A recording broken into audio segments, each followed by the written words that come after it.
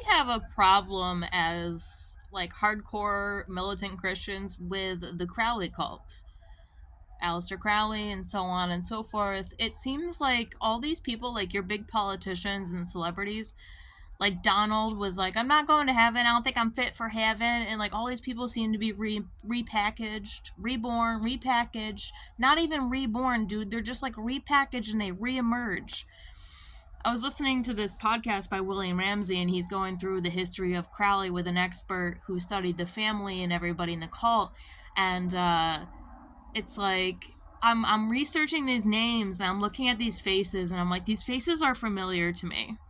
And I can pinpoint them to the people that they come from.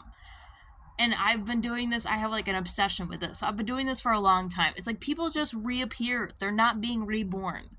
It's a culture of death. It's hedonism. And it's like, I don't know what the answer is. Like, I don't know if they're wrong, but like they were trying to escape life without the covenant of Jesus Christ. It seems like a long-term kind of like goal to escape this cycle of karma and rebirth and like having to redo things. They just want to like get out of it. And they want to find like a different avenue to enlightenment, like using drugs and whatnot. And so like modern day, you would wonder like how many of these people have changed their minds, because it's a culture of death against, like, we're living in this culture of life.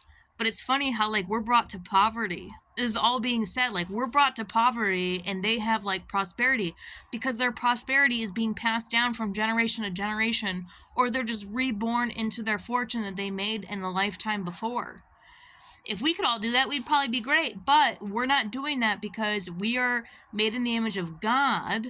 They were not, I guess, and they're trying to find a different way out of here. And I'm optimistic, but I personally, at this point, do not see it actually working for them. I'm optimistic. I don't understand yet. But they have this thing where they just like want to get out of this cycle. They were not made in the image of God, or at least they chose to not be made in the image of God. They just keep like reappearing somehow, probably through being like remade somehow. Whereas people like normal people are just like being reborn. And they were like, their whole theory is if you're reborn, you collect karma and all that stuff. And I believe that is true also. So I don't know how contradictory it is to each other. And I don't know what the answer is. But I'm telling you, as true militant Christians, like made in the image of God, like we have this weird psychological war with the Crowley cult, whatever you want to call it, where these people just keep reappearing. They're just reanimated somehow over and over and over again.